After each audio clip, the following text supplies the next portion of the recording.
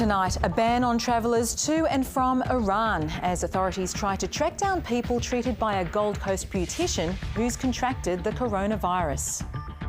We're not immune, but at this stage, the general community is safe.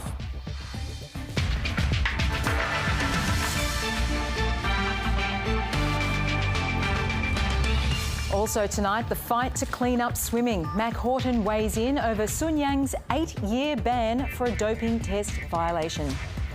Over 65 and out of pocket, taking up the fight for older people not covered by the NDIS. And celebrating a world of cultural diversity in Geelong.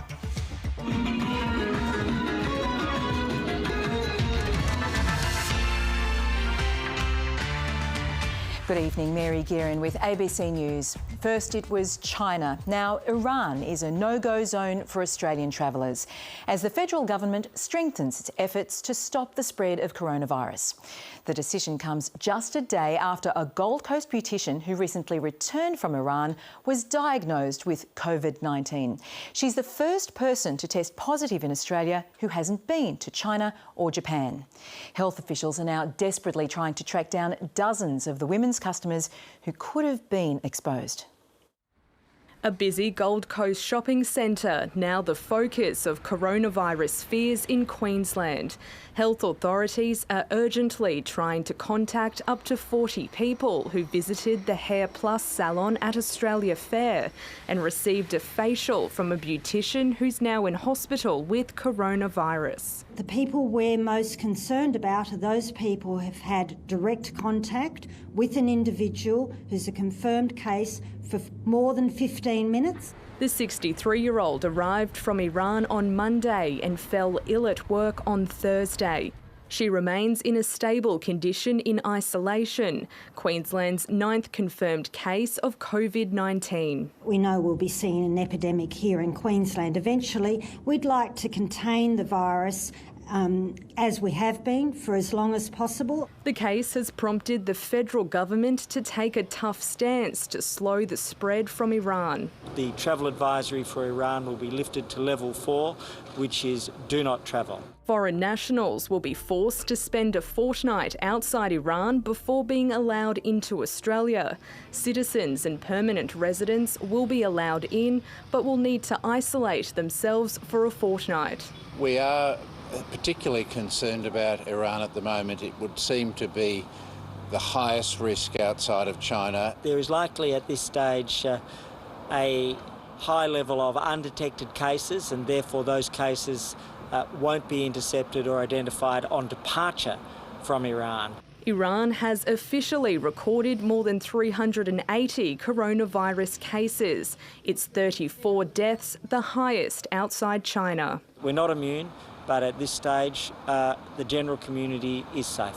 The World Health Organization is still trying to get its team into Iran. The team would be there by now, but there are severe issues with getting flights and access to Iran right now. The virus has now spread to almost 60 countries, with first cases reported in New Zealand, the Netherlands and Nigeria. The WHO has raised the global risk level to very high, but has not yet declared a pandemic. Rachel Rieger, ABC News.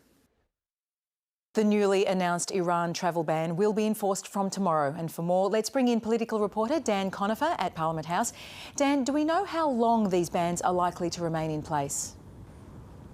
Mary, for however long is needed seems to be the message from the federal government, which insists it will follow the advice of its medical experts to the latter when it comes to this COVID-19 outbreak. To give you some indication, the travel ban on foreign nationals coming to Australia from China, which is a ban that's basically identical to this Iranian one, that's already been extended 3 times after initially being enacted earlier this month. But there does seem to be a particular concern about the outbreak in in Iran. Official figures put the number of cases at around 400, and the mortality rate, as reported by Iranian authorities, is about 1 in 10, which is the highest outside Hubei province in China, where this outbreak all began. And we've also had a very strong indication this afternoon from the government that a similar ban won't be enacted on countries such as Japan, South Korea and Italy, even though there are more cases that have been reported in those countries. Mary? Dan Conifer, thank you. The economic fallout from the coronavirus has continued to send markets tumbling around the world. Wall Street went through the motions, but there was nothing to cheer about as a 1.4% fall brought the week's total losses to more than 12%. The US Federal Reserve Chairman foreshadowed interest rate cuts to help the economy weather the storm, but there are fears coronavirus could just be getting started. We've only seen 1 week now in Europe and 1 week in other countries too. It's too early to say, central bankers, you need to act now, because if the situation does get far worse, central banks have already made their move. European markets also took a pounding. Germany's DAX fell 4.2% in Friday trade. To the rest of the day's news now, and Olympic champion Mac Horton says the fight against doping in sport goes on, following the banning of Chinese swimming star Sun Yang for 8 years. Sun was found guilty overnight by the Court of Arbitration for Sport after he smashed a vial of blood during a routine drug test in 2018. National Sport reporter David Mark has the story. All of a sudden, the career of a 3-time Olympic gold medalist is over. The athlete is sanctioned with an 8-year suspension starting today. The bombshell announcement would seemingly provide some vindication for the Australian swimmer Mac Horton, who famously refused to share the podium with Sun Yang at last year's World Championships. I think regardless of the outcome, it was always going to be a statement to the world. And my stance has always been about clean sport and never about nations or individuals. He says the fight against doping will go on as he trains with other members of the Australian swimming team for the Tokyo Olympics. It is really inspiring that Mac's been able to stand up for what he believes in, and I guess have the courage to do so. There's very minimal people that would be willing to do that. Despite the ruling, Sun will keep all his medals, meaning Horton's silver at the World Championships won't be upgraded to gold. Sun maintained that his decision to smash a vial of his own blood in 2018 was reasonable because his testers didn't have the proper ID, but that didn't wash with the court. He has 30 days to appeal to the Swiss Federal Tribunal. He said in a statement, "This is unfair. I firmly believe in my innocence. I will definitely appeal to let more people know the truth." And so a potentially embarrassing situation at the Tokyo Olympics has been avoided after a sometimes farcical 18 months. The court hearing, for example, was chaotic because no one could understand the translators. But there are some who say the system still isn't working, despite the decision. What I see is an anti-doping system that's actually broken. I see a CAS that can't even hold a hearing in 2 different languages. I see an international testing body that doesn't know how to carry out tests properly. And so I see a system that's actually failing athletes. I think sports themselves have come to the realisation that testing of itself is simply not working. Which means, despite everyone's dream of a clean Olympics, no one can ever be completely sure. David Mark, ABC News. Police have praised a brave teenager who jumped off a school bus to come to the aid of a victim of an alleged domestic violence attack in Sydney's West. The offender allegedly grabbed the 14-year-old's throat in the intervention, but the teenager says he would do it all again to help the woman. A brave young man who, heading home from school, could not turn a blind eye. He kind of pinned the girl up against kind of like a fence. And when I approached him, I said, "You right, mate?" And he was like, "Yeah, I'm right." I said, "I saw you hitting this woman." And he told me to F off and that it's not my business. And I said, "Mate, look, I'm not going anywhere unless you leave this girl alone." And then that's when he grabbed me by the throat. It was courageous. I think for a 14-year-old boy to intervene would have been very, very confronting, let alone an adult getting involved. The teenager ran from a bus stop in Riverstone yesterday to the aid of the 27-year-old woman. Police say she suffered a cut lip and a bruised nose. They'll put the teenager's name forward for a formal commendation. The assault would have kept going, would become more serious, and so his intervention stopped that female being assaulted further. You know, I did what any person should do and step in. Bystanders then intervened. The man was later arrested. Bravery, big time, to intervene like that.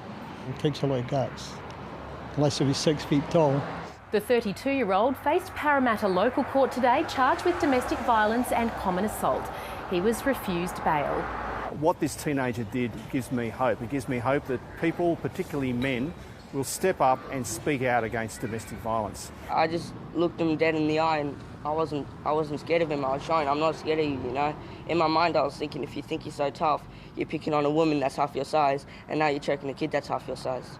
Taking a big stand on domestic violence. Emily Lawrence, ABC News, Sydney.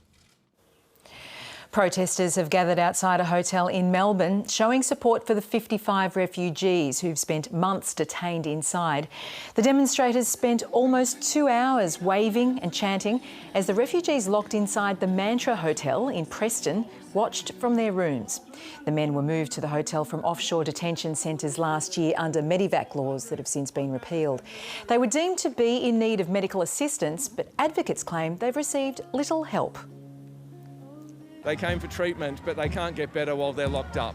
There is no good reason to keep these people locked up, so we're saying let them out and let them stay. Border Force has previously stated that the men have access to medical treatment. Disability advocates are ramping up their fight to end what they say is discrimination against older people. Those aged over 65 when the National Disability Insurance Scheme was introduced missed out on the coverage. It means they're out of pocket by thousands of dollars for equipment such as wheelchairs and leg braces. James Hancock reports. Lynn Bates can't walk anymore after contracting the polio virus as a child.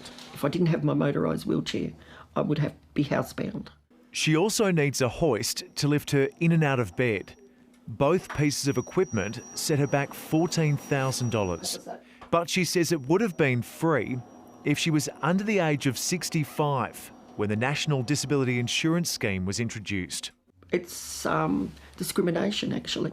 Peter Wilcox also has post-polio syndrome. I really don't understand why there was a group that were discriminated against, and it's a group that's getting smaller. His ageing leg braces are putting him in danger of falling over, and his wheelchair has a worrying wobble. Replacing them won't come cheap. My immediate needs are around about 30,000. Both Peter and Lynn would be facing an even bigger bill without some state government funding for assistive technology. They say the federal My Aged Care program doesn't fund such equipment, and hundreds of thousands of other disabled Australians are in the same predicament. The funding is vastly insufficient. There's incredibly long waiting lists for support. We're talking upwards of 18 months to even get any sort of government funding. Disability and ageing groups are growing ever frustrated by the situation. More than 20 of them have formed an alliance and are stepping up their fight for new money and better coordination of existing assistive technology funding for over 65s. We're certainly not advocating that the National Disability Insurance Scheme be expanded to cover everyone. We don't think that's feasible. All we're asking for is people to be given equitable access to the services they need. The Alliance is sending a delegation to Canberra next month to meet with senior ministers and will be armed with an online petition calling for reform. You go to visit your local member, state or federal member, they don't know what's going on either. The federal government maintains that care and support is available through the aged care system. James Hancock, ABC News, Melbourne. Thousands have lined the streets of Geelong today for the 38th Paco Festa Multicultural Festival. The popular event celebrates the city's diverse ethnic communities in a colourful extravaganza of music, costume, food and dance. Zalika Rismal reports. A celebration of cultural diversity, with more than 40 community groups taking to the streets in a colourful parade, sharing their music, traditional costumes and dancing up a storm. The festival, which started back in 1983, honours the artistic and cultural contribution of Geelong's diverse communities. With plenty of food, arts and crafts on display. We've always seen Paco as an incredible platform where it is safe to share your culture, and being able to share that with the broader community through food or dancing is beautiful. The event also recognises other community groups. And this year, a special tribute to emergency services after a difficult summer. And while fears about the coronavirus have been felt in some parts of the community, they were nowhere to be seen as tens of thousands lined Geelong's Packington Street for the show. I just spoke to the Chinese community, who had a beautiful component in the parade. We haven't come across it, which is incredible, because I know I have heard of what's been happening in other places. A day of culture shared and enjoyed by all. Zalika Rismal, ABC News, Melbourne.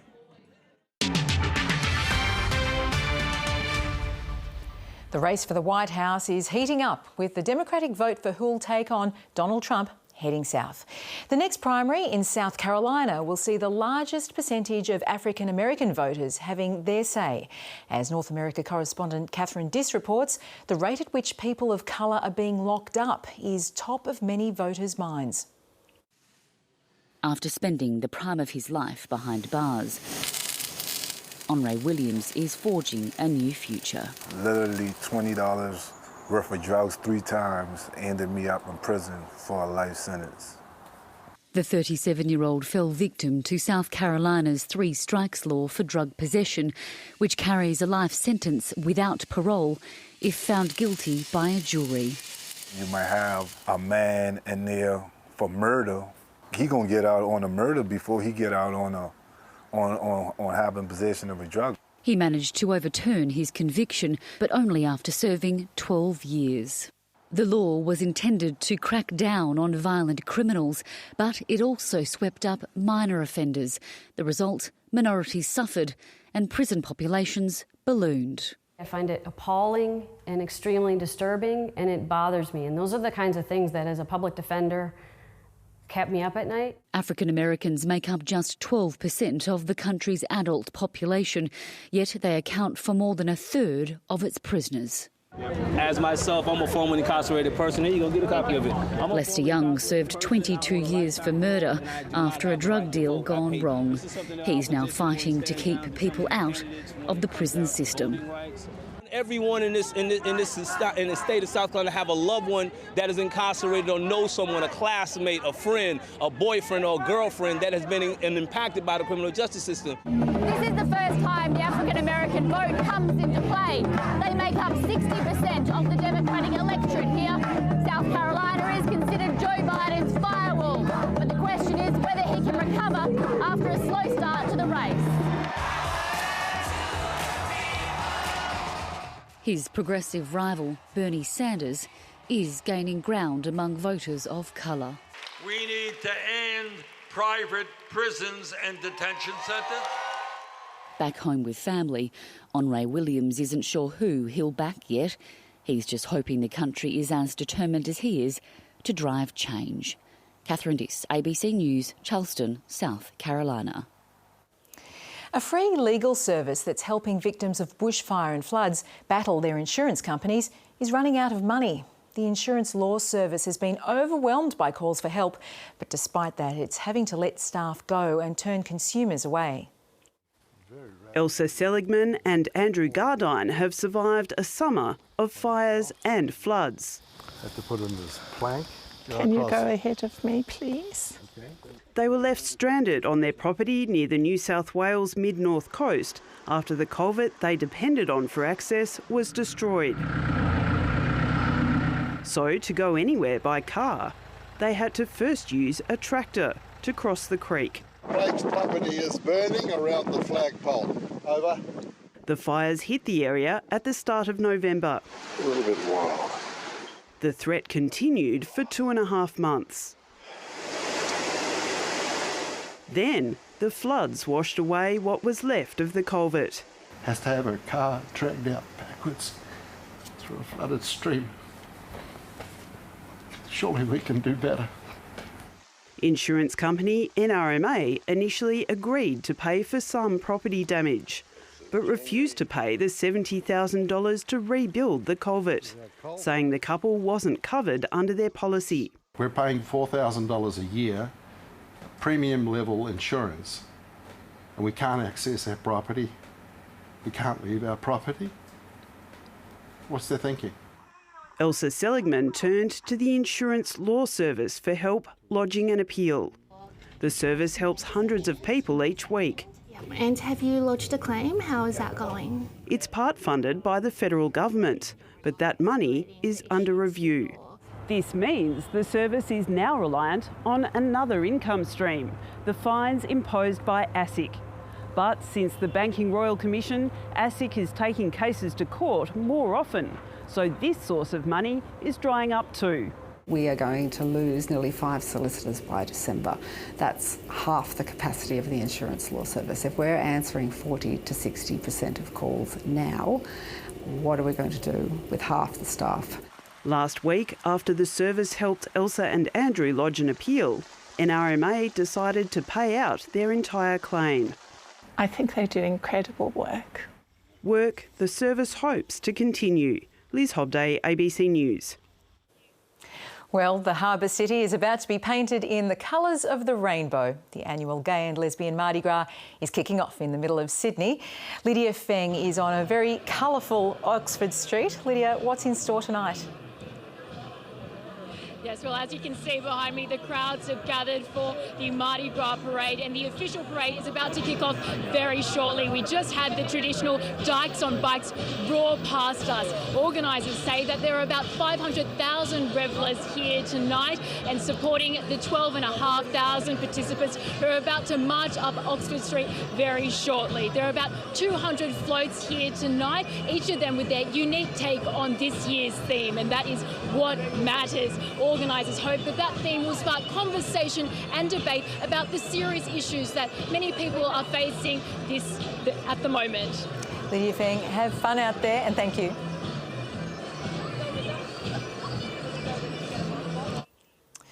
Some lovers of 70s cars have come together in Jakarta to mark the end of the road for their beloved motoring brand, Holden. The loss of the iconic name is a sad moment for hundreds of Indonesian revheads whose Aussie muscle machines were assembled in Java half a century ago. As Greg Jennett discovered, there's a little bit of Kingswood country still left in the capital. The lion's on a roll and roaring up a storm. So a statesman in contrasting colours. This is Kingswood country, not in Junee or Jandakot, but Jakarta, where Holden owners are fired up to keep a forsaken brand alive. When I first heard the news there were going to be no more Holdens, I felt disappointed and sad. Dewa is a 3-time owner. There's the station wagon, the Tirana, and the most precious of all. Forget the Chevrolet badge, this one's as Kingswood as they come. Made in Australia, built in Indonesia, 58 years ago. And handed down to the mid-30s mechanic by his dad and his grandfather before him. Of the thousands of Holdens assembled here, only about 500 or so are still running, doted on by enthusiastic members of the National Owners Club. Celebrating their Holden history is an obsession stretching far beyond Jakarta. It's a petrol-soaked subculture of its own, online and on road. It's still going the distance and commanding centre stage. I just love Holden because of the designs and everything, and the best part, it's an Australian car. It's like something different. So globalisation brought Holden to Indonesia, and now globalisation takes it away again too. But while these engines are ticking and those tanks are so full of nostalgia as they are, it seems there'll always be a road here somewhere with a Holden on it. Immortalising in moving metal, a badge that is no more. Greg Jennett, ABC News, Jakarta. To sport now, and in the AFLW, Geelong has beaten Richmond by 22 points. Premiership favourite North Melbourne defeated a spirited Gold Coast Suns side. Last night, Melbourne secured a win over Collingwood, but it's the Cats who'll be most relieved today after they finally got a win on the board. The stakes were high in Bendigo as the winless Richmond and Geelong went head-to-head. Higgins, who flies through, absolutely supreme crumb, and the finish to match. 6 second-quarter goals, including 2 from Georgia Clark, saw the Cats build a commanding 27-point lead by half-time. Shapes it, vacant goal square bounce, outstanding from Clark. 4 in a row for the Tigers sparked a third-quarter revival. And Jux gets one in front of the home fans. But Richmond's run was halted. Ivy was high on her, that was dangerous. In what's already been a difficult season, Tigers captain Katie Brennan spent the final quarter on the bench as the Cats claimed their maiden win in 2020. In their first match at Arden Street, North Melbourne were determined to put on a show. And Trend rockets it through. But the Suns weren't keen on a fairy tale homecoming. Again, 2 in a row, and it's game on here. Inspired by captain Emma Carney, North delivered. End-to-end stuff from the Kangaroos, and that's as good as you'll see in AFLW. Last night, Melbourne secured a 20-point victory over Collingwood in the first match of the bushfire relief doubleheader at Docklands. Shelley Scott straight in front, good team play by the D's. In a double blow for the Pies, Ash Brazel was stretchered off with a serious knee injury. This is disastrous. She's actually screaming out in pain here.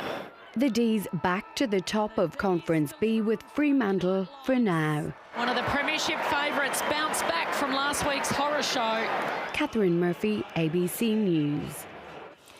In cricket, New Zealand has warmed up for its World Cup T20 clash against Australia on Monday with a 17-run win over Bangladesh. New Zealand won the toss and elected to bat, but they were bowled out for 91 in the 19th over. Hayley Jensen then took 3 for 11 to help her side dismiss Bangladesh for 74. The end. Sophie Devine makes it a divine ending. We wanted to get done with today and get the points in the bank, and now it's on to Australia, who we've played a lot of cricket with and against, and we're really looking forward to it. Any time we come up against the Australians, doesn't matter what sport it is, it's going to be a big one. India easily accounted for Sri Lanka to make it 4 wins from its 4 group matches. To the weather now, and get ready for a brief blast of heat. Overnight temps were 3 to 4 degrees below average. The lowest of 4 was felt at Mount Baw and Mount Buller. There was some low cloud and fog in the south this morning that cleared to a sunny afternoon with light winds and some afternoon sea breezes. In Melbourne, the temperature reached 23.4 degrees at around 2:30 this afternoon. In the city now, it's dropped back to 21. Interstate today, it was mostly sunny in Perth, Adelaide and Hobart, stormy in Darwin, and Brisbane had a few showers. The satellite picture is showing a large area of cloud over northern WA and parts of the top end. That's associated with ex-tropical cyclone Esther. There's also cloud over western WA. Now, there's a cold front coming later tomorrow, forecast to reach Portland around 2 p.m, Cape Otway at 5 p.m, and Port Phillip Heads at 8 p.m, and that's going to extend to the east of Victoria early on Monday. Stormy weather over the top end and northeast of WA tomorrow. Late showers for parts of South Australia. Clearing showers for the northeast of New South Wales. For the capital cities, it'll be mostly sunny in Sydney and Brisbane. Showers developing in Adelaide, partly cloudy in Perth. A late shower for Hobart and stormy in Darwin. Back home, a warm to hot day, dry at first, but some scattered showers reaching the southwest in the late afternoon and some raised dust in the far northwest tomorrow night. Some patchy morning fog with some isolated showers in the south by the evening with that front change. On the bays, 10 to 15 knot northerlies will increase to 20 knots in the afternoon, and squalls to 45 knots are possible near that change. Waves will be around 1 metre. There's a strong wind warning for Port Phillip, Western Port, West Coast and Central Coast. So for Melbourne, it'll be a dry day with a possible late shower with that change, a top of 32 down to 14 tonight. But looking ahead, it's down to a top of 18 on Monday. Morning showers there. Tuesday, cloudy and 21. Wednesday, a shower or 2 and 23. Thursday and Friday, showers and 24. The showers continue on Saturday. And that's it for this evening's bulletin. Thanks very much for your company. Have a great night.